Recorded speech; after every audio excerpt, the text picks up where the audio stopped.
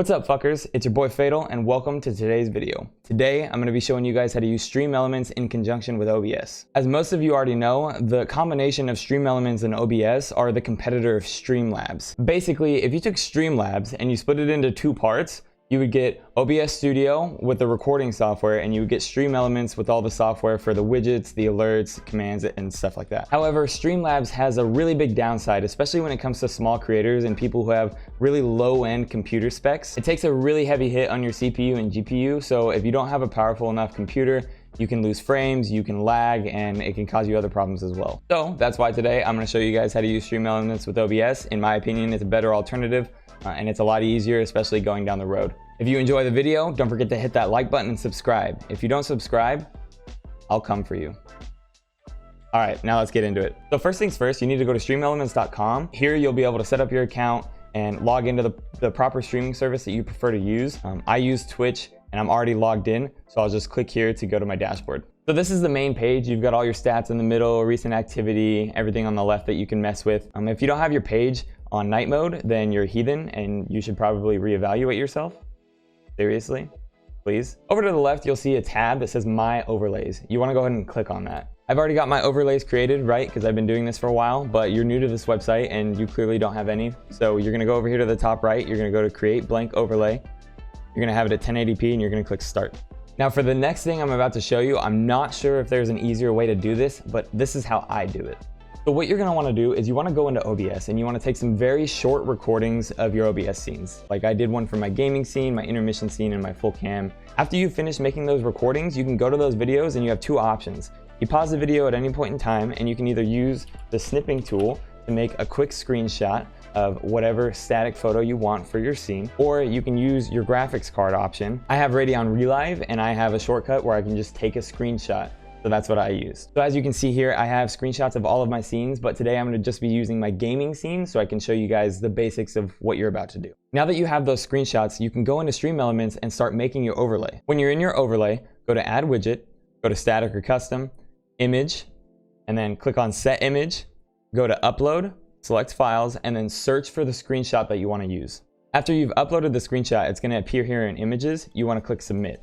Now you can see here it's tiny scaled, so what I'm going to do, I'm just going to upscale it to the size of the screen. Don't forget to name your overlay so you can be more organized and you know exactly what you're looking at. So I'm just going to name this one like Gaming Overlay or something, and then I'm going to click Save. Now that you've got your photo added into your overlay, you're in a proper place to start adding your alerts, labels, and anything else that you want to be on your scene. So you want to go down here to the plus sign, go to Alerts, and then click on Alert Box. Now you'll see here that the alert box is where this blue border is.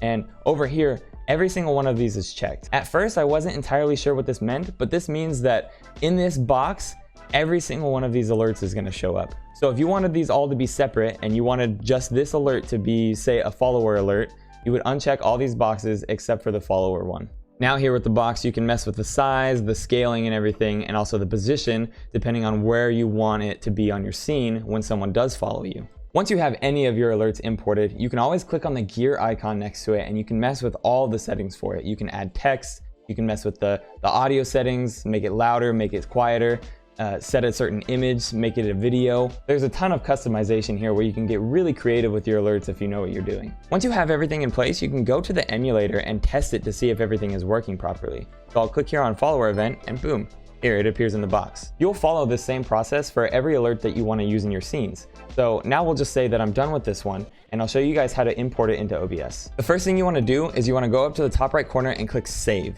Then you want to go over to this gear icon and copy the overlay URL. Okay, yeah, I said gear icon and clearly it's a fucking link. My bad. Next, make your way over to OBS, go to your scenes.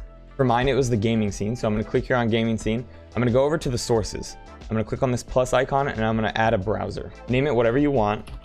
So I'm just going to do like gaming test or something like that. And this window is going to pop up. This is where the URL is going to go. Control A to select all, Control V to paste the URL.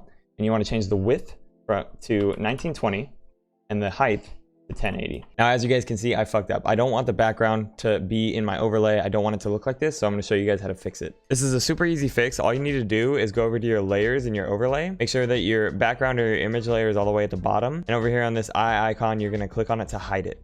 And then you're gonna go over here to the top right and save. Now, if you're worried that even though it's imported in OBS that it still might not work properly, there's a way to test that. Now, make sure OBS is open, whether it's on your second monitor or if it's just minimized. You're gonna use the emulator. You're gonna test the follower event. You're gonna hear it twice. If you hear it twice, that means that it's working in OBS because you're hearing the sound off of the emulator in StreamElements, but it's also transferring over to OBS, whereas if you were streaming, it would work as well. So yeah, that's pretty much the gist of how StreamElements works in conjunction with OBS. This was just a basic tutorial. You know, there's some pretty advanced stuff that you can do out there. For any of you who have been in my stream, you know that I have animated GIFs and some custom sounds on my stream. I need to update my background, which is part of the reason why I made this video. It gave me an excuse to take new screenshots. But regardless, I can show you guys, like, my follower alert is an animated GIF of Naruto weaving hand signs.